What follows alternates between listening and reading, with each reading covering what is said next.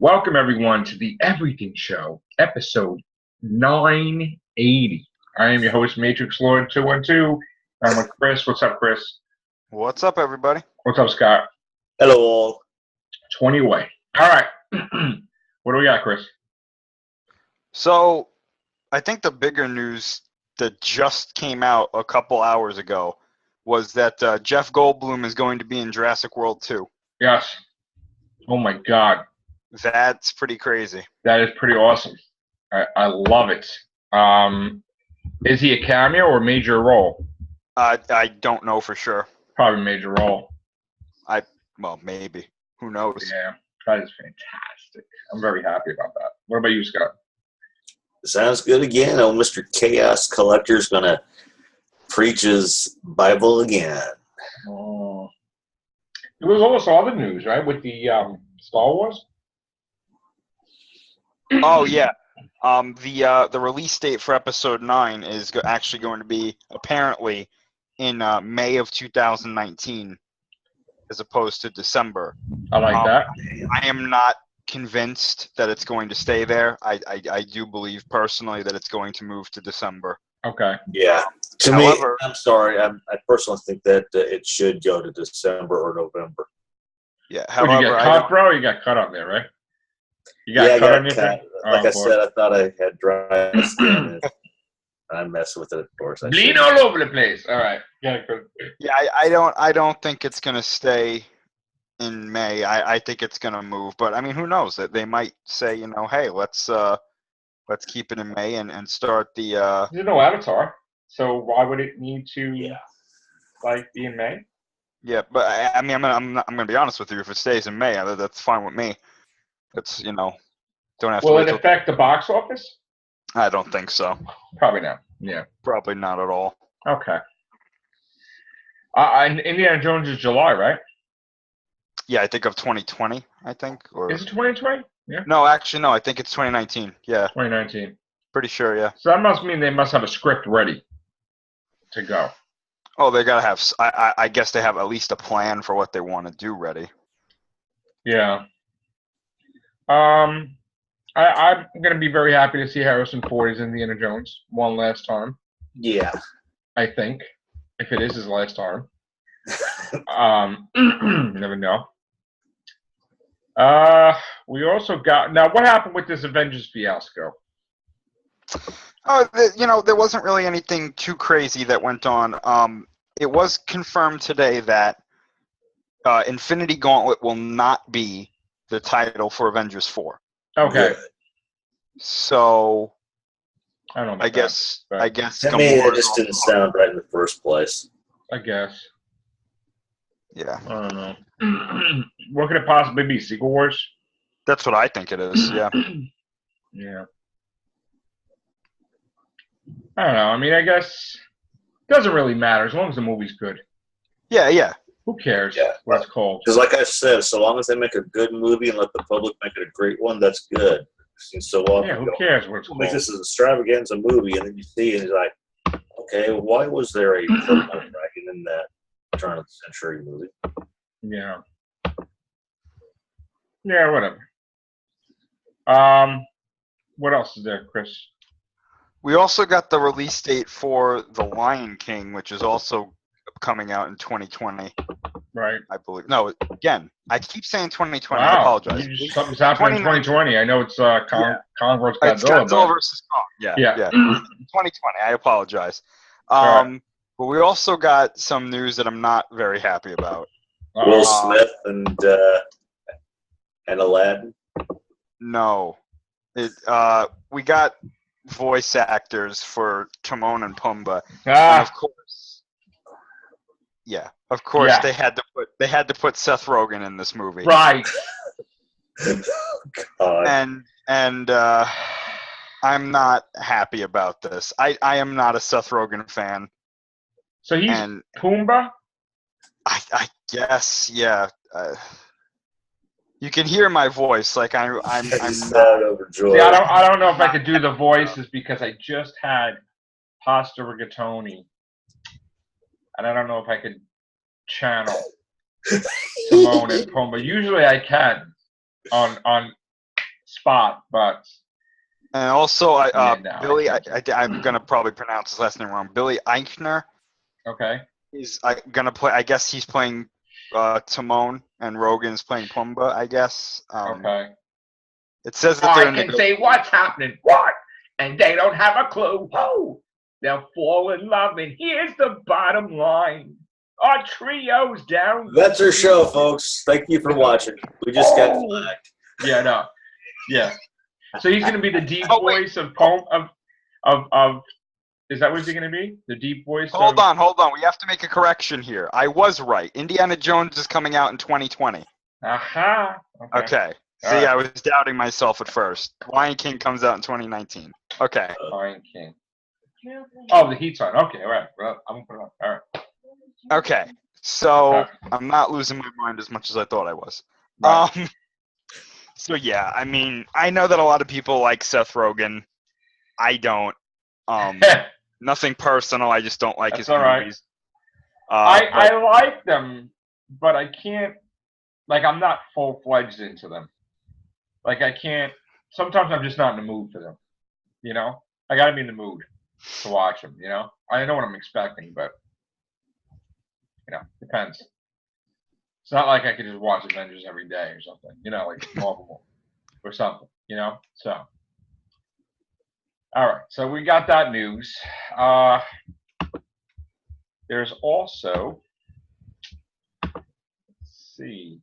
There's a good amount of DC stuff that came out. Yeah, tell me that. Apparently, both Titans, Teen Titans and we were just talking about that. Yeah, Young Justice. They're coming back. However, Teen Titans is going to be a live action series. And it's going to be, I think they're calling it just Titans, from last I heard. Yeah, Titans. Oh, it's not Young Justice Outsiders. I see. Young Justice Outsiders will be coming. I believe this is coming to Netflix. I'm not entirely sure. I think it's to that CW thing, similar to a CBS Access or whatever it is. That's what I heard from another YouTuber. That'll be interesting. I know Young Justice, when that went off the air, people were losing their minds about it. Yeah. And it's little bit, from my understanding, it's based on like the Batman Outsiders comic book, where it's going to have. It's not exactly going to be the Young Justice groups, but they're going to be members who you wouldn't actually think of being members of Young Justice. Right. But yeah, I heard that Titans thing. I thought, yes. Because they were discussing, I can't remember if it was on that one or another one, but if they did Starfire, they could do something similar by how they could introduce her in. This is what he was making it sound like. Introduce her in maybe Supergirl, so she's more of the space-worthy type stuff, right, and have her cross over into Arrow Flash. But I still think, I gotta say, if I could just jump into something else, I saw Supergirl on Monday, and it was meh. It was meh. It was meh. It was meh. Yeah. Now they're going Hannibal Lecter next episode. They're going a little freaky deaky weird. Sisters in danger from a freaky crazy serial killer or something. Yeah, the next episode is like a Saw-ish type setting. Yeah. I don't know, man. It's one. I don't know why they took a break and then they come back with 3 episodes. Right? Yeah, and I've always. Or is it 4? I'm not sure, but this one wasn't anything to write home about. The last episode. Yeah. The next episode. See, my thing is that I'm sort of not in. I liked it when she had her friends with her. Like, she used to hang out with her best friends. Jimmy Olsen, the other guy, the tech guy, right? She don't hang out with them anymore. Now it's all her and her boyfriend. It's like stupid. Mon-El. And she's really dating him in real life. So that's like, okay. I wonder if that was the reason why. But it's just, he's cool. But I want her to. You would rather see her with the Super Friends. I would rather see Cat Grant. Yeah. I would rather see Jimmy Olsen and her friend, like them all together, working things out. I don't want this to turn into an Arrow thing where they're all effing superheroes. Because that's already what's happening. The tech guy's girlfriend is a alien and she's a superhero now. And everybody and their mother's a superhero. It's like, please don't do that. No, We just no. not do that. Like, Jimmy Olsen, all right, I was getting used to him as Guardian. But now it's getting ridiculous. Like, everybody's a hero. And, Terry Hatcher, I love that she's a villain. I love that she. I had a feeling that's who that was at the end of the episode when you see that shadow. I'm thinking, yeah. And I don't want them to do no lesbian thing either with Lana Luthor. No. Like, please don't do that.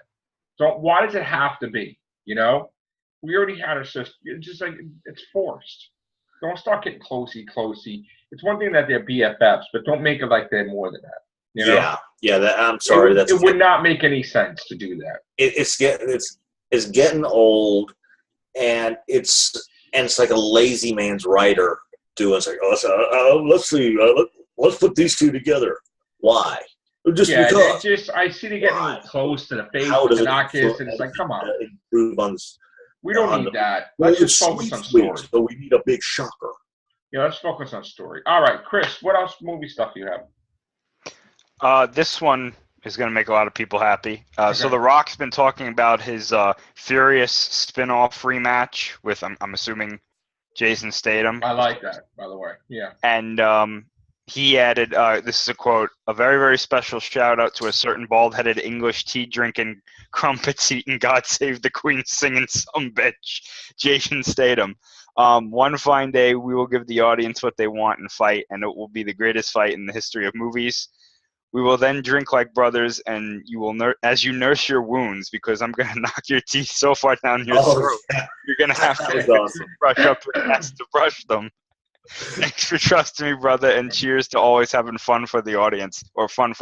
So, yeah, The Rock just cut a promo on Jason Statham's ass. Wow. That's great. Pretty funny. And he'll say something funny, too, I'm sure. I'm sure he will, yeah. Yeah, that's great. I can't wait to see that. Because I love that in the Furious. That was so hysterical. That it was incredible. Incredible. I would love to find out whether that was actually improv. That was incredible chemistry. Incredible. Totally improv right there. It was unreal, man. It was like a big part of the movie. You got to see it. But yeah. All right. So that is that. What's going on with Transformers? Now, this is a story that was really interesting. I had heard a little bit about it a couple of days ago, but I didn't really follow up on it until now. Okay. And it has to do with Transformers The Last Night, and specifically it has to do with Hot Rod. And apparently he has a pretty big role in this next movie, in The Last Night. Oh. The details about the character is that he is... Rodimus? No. Similar to Bumblebee, he's playing a guardian to one of the human characters. Laura Haddock's character, who she's playing a character named Vivian Wembley, who I believe in the movie is a professor in England, who gets caught up in the story, and I believe she's Mark Wahlberg's love interest as well in the film. So apparently, she is potentially the key to all of this, to this movie. Because some of the rumors were, and this might be potential spoilers, but some of the rumors were that there was going to be a descendant of King Arthur in this movie who I guess unlocks or can unlock or use the whatever the artifact is that they're going for in this movie. We know that there's some sort of artifact, of course, that is on Earth, and apparently it has the ability or can help Cybertron reform and bring the Cybertronians back from extinction.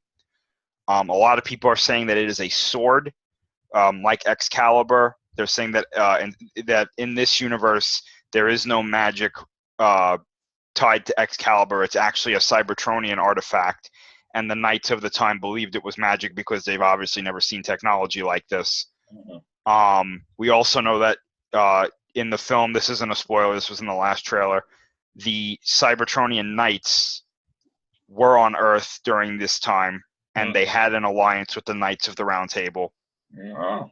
And these are the same Knights that Optimus Prime is a part of. I don't know if he has any ties to these Knights that we're going to see in the film, I should say I don't know if he's going to be with them. He does have ties to them, but I don't know if he's going to be with them in those medieval scenes. So her character may be this descendant of King Arthur, and That maybe would be- it would make sense because if Yeah. she is the descendant of King Arthur, Rodimus defending her makes sense because they wouldn't let her just kind of be out there. It's like Sam.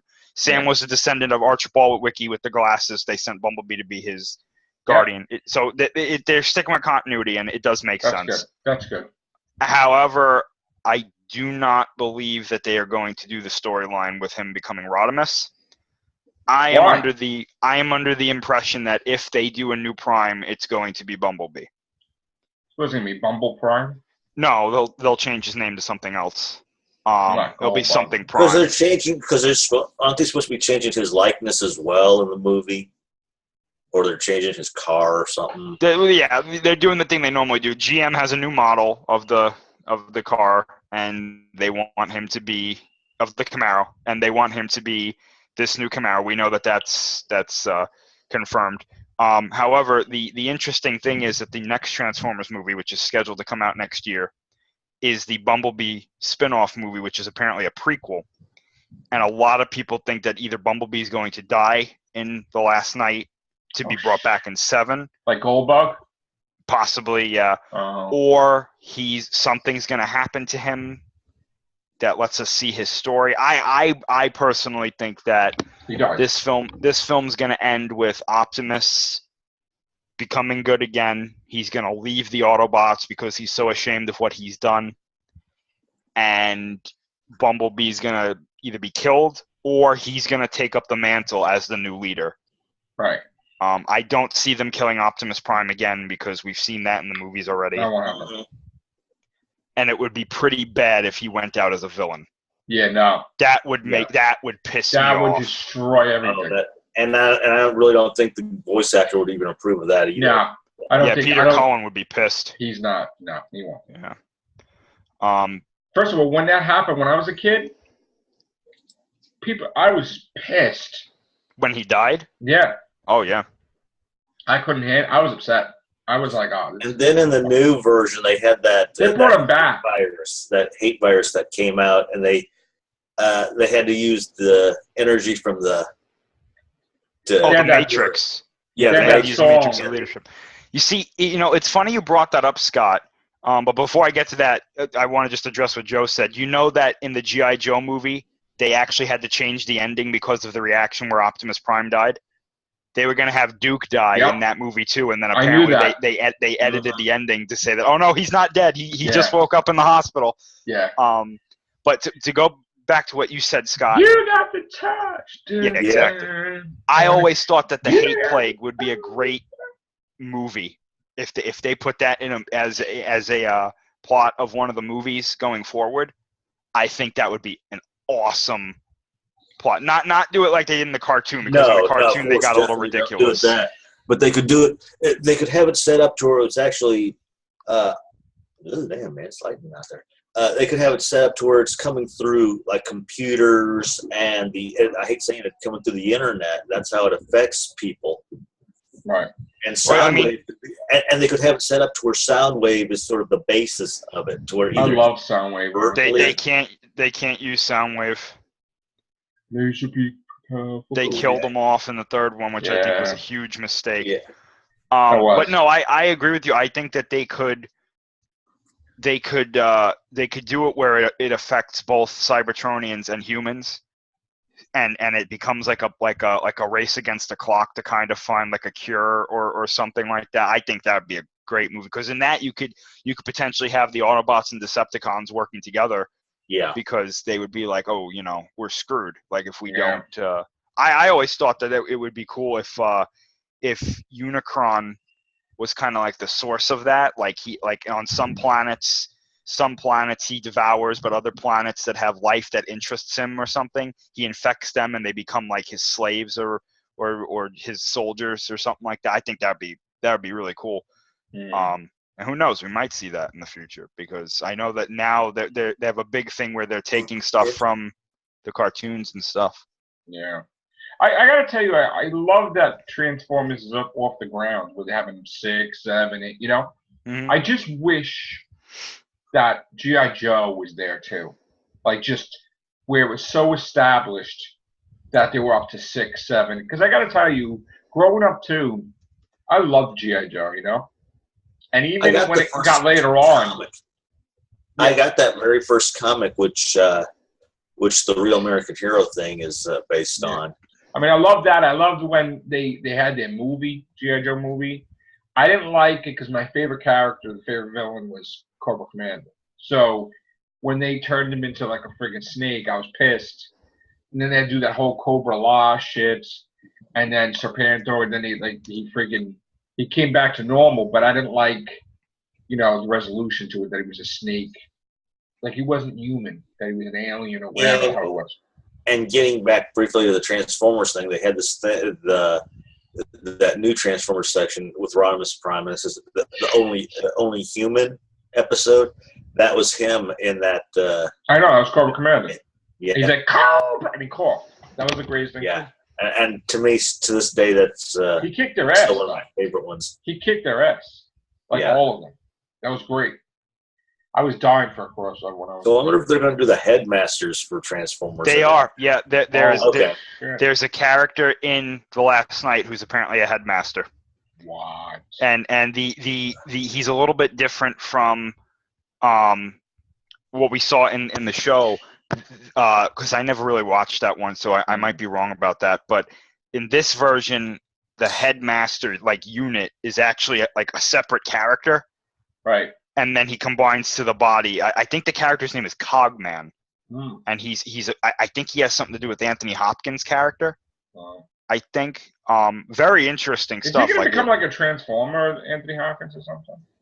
No, he has a weird scene where they're at Stonehenge, and he's looking up at above Stonehenge, and he's got his arms spread out, and he's holding some sort of staff, and I guess they're saying that Stonehenge itself in this movie is possibly a space bridge port.